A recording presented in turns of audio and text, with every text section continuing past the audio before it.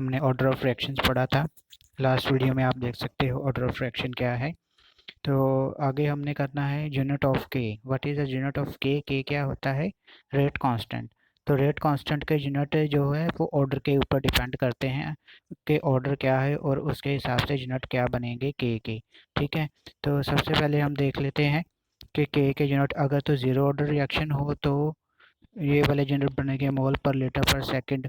अगर first order की हो तो पर सेकंड बनेंगे। बहुत इंपॉर्टेंट है, ये आपको याद रखना है कि के से ही हमें पता चल जाएगा, के यूनिट से हमें पता चल जाएगा कि ऑर्डर एक्शन का क्या है। ठीक है, तो अगर सेकंड ऑर्डर हो तो हमने देख लेना लीटर पर मोल पर सेकंड हमारे पास जो के यूनिट हो गए। तो यूनिट के हिसाब से ही हमें पता चल जाता है कि रिएक्शन का ऑर्डर क्या है। तो आपको रेट कांस्टेंट का यूनिट जरूर याद रखना है।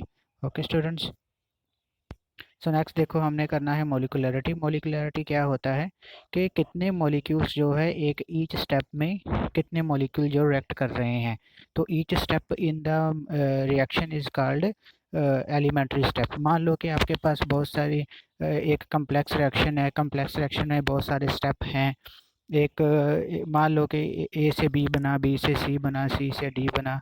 तो ए टू बी, ए से बी बना तो वो हमारे पास क्या है?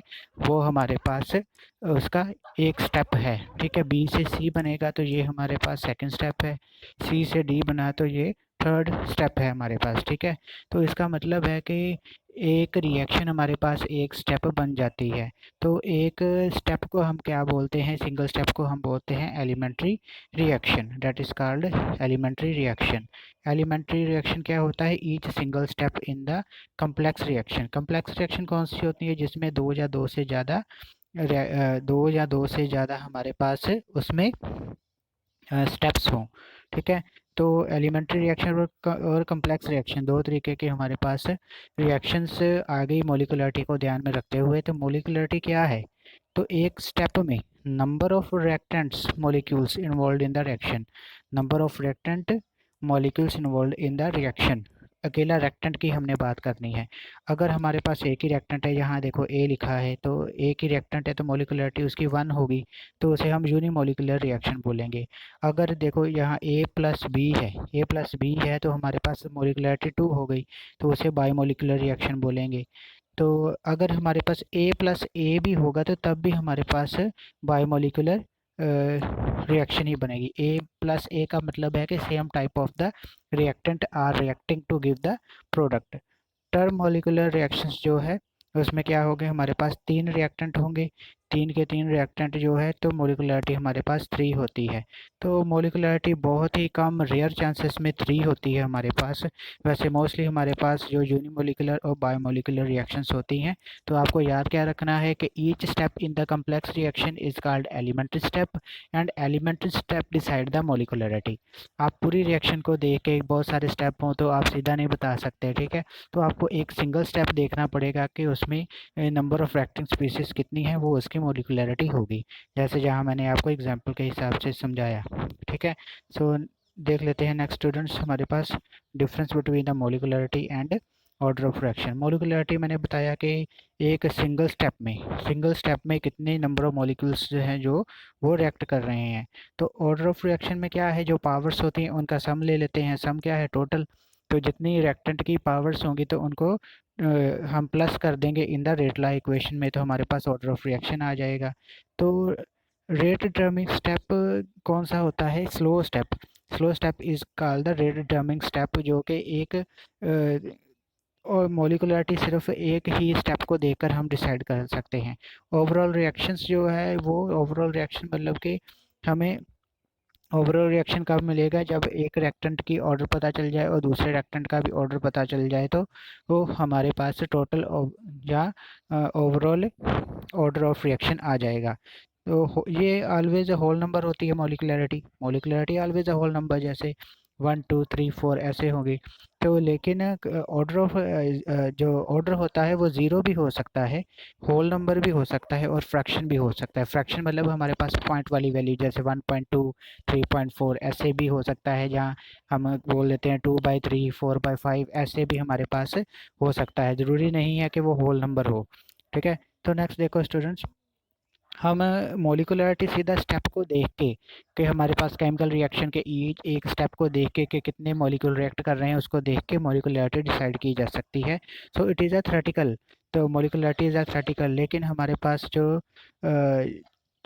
ऑर्डर ऑफ रिएक्शन है, हमारे पास ऑर्डर ऑफ रिएक्शन हमारे पास कौन सी है, वो एक्सपेरिमेंटल है। हम सीधा रिएक्शन को देख के, रिएक्शन के इक्वेशन को देख के हम डिसाइड नहीं कर सकते कि इस रिएक्शन का ऑर्डर ये होगा। ओके स्टूडेंट्स, सो नेक्स्ट देखो कि ये हमारे पास जर्नल फार्मूला है, general formula for calculating the order of reaction.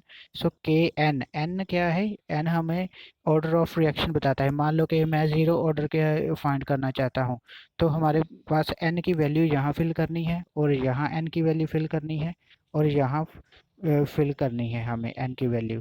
अगर यहाँ एन की वैल्यू कौन सी फिल करनी है, हमने वो वाली वैल्यू फिल करनी है जो हमने जैसे जो ऑर्डर होगा हमारे पास, जो भी ऑर्डर होगा वो वैल्यू यहाँ फिल कर देनी है। मान लो कि ऑर्डर हमारे पास 1 है, तो हमने क्या किया कि यहाँ इस फॉर्मूले में हमने K1 लिख दिया, ठीक है।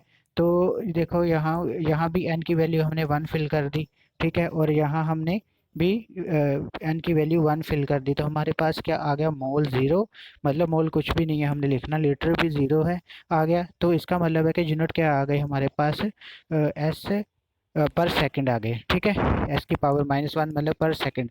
तो ये किसके होते हैं यूनिट्स, अगर के यूनिट हमारे पास ये आ जाएं तो इसका मतलब है कि हमारे पास से वो कौन सा ऑर्डर है, फर्स्ट ऑर्डर रिएक्शन है। तो के मैंने पहले भी बताया कि आपको के यूनिट्स को देख के हम डिसाइड कर सकते हैं कि ऑर्डर ऑफ रिएक्शन क्या है। तो इसलिए बहुत ज़रूरी है इस फॉर्मूले को याद रखना कि हमारे पास जर्नल फार्मूला पता होगा तो हम order of reaction find out कर सकते हैं। तो रेट कांस्टेंट के यूनिट आपको ज़रूर याद रखने हैं for the zero, first and second order reaction. Okay students, तो नेक्स्ट देख सकते हैं कि मैं आपको मोलिकुलरिटी के बारे में बता रहा था कि एक स्टेप हो गया। देखो एक जहाँ एक ही रिएक्टेंट है जिसकी मोलिकुलरिटी 1 है और रेट ला के अकॉर्डिंगली ये क्या होगा, k is equal to concentration of A, only reactant की कंसंट्रेशन के ऊपर डिपेंड करता है। तो यहाँ ए प्लस ए होगा तो इसका मतलब है मोलिकुलरिटी 2 है हमारे पास, रेट उसकी पावर आ जाएगी, ठीक है, कंसंट्रेशन ए की कंसंट्रेशन की पावर 2। तो अगर ए प्लस बी होगा तब भी हमारे पास दो ही रिएक्टिंग मॉलिक्यूल है ईच स्टेप में, तो हमारे पास मोलिकुलरिटी अगेन 2 आ गई। तो यहाँ ए प्लस ए मतलब कि 3 है, तो 3 रेयर केसेस होते हैं, मैंने आपको पहले भी बताया कि 3 रेयर केसेस है हमारे पास मोलिकुलरिटी 3, ठीक है। तो इसकी रेट क्या होगा, ए की पावर 3 हो जाएगा। यहाँ यहाँ ए बी, यहाँ भी 3 है हमारे पास, तो रेयर केस होता है हमारे पास के मोलिकुलरिटी 3 हो।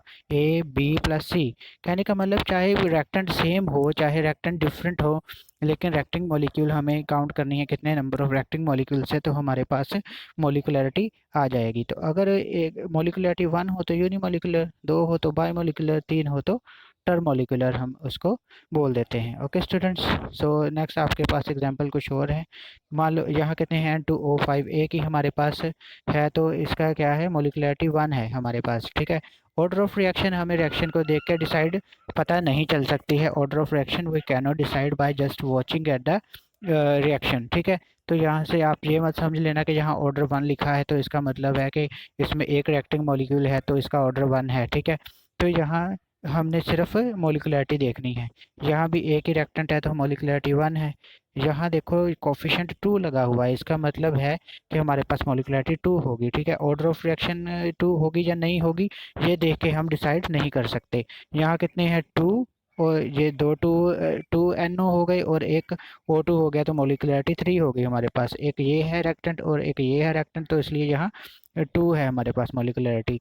तो देखो यहाँ रिएक्टिंग मॉलिक्यूल यहाँ 2 है लेकिन ऑर्डर ऑफ रिएक्शन 1 ही है, लेकिन मोलिकुलरिटी 2 आ गई। इसका मतलब है कि हम देख के ये डिसाइड नहीं कर पा रहे हैं कि ऑर्डर ऑफ रिएक्शन जो है वो जस्ट थ्योरेटिकल कंसेप्ट नहीं है। इक्वेशन को देख के हम डिसाइड नहीं कर सकते, हमें क्या करना पड़ेगा, हमें देखना पड़ेगा कि उसका एक्सपेरिमेंट करके, ऑब्जर्वेशन करके कि ऑर्डर क्या निकलेगा।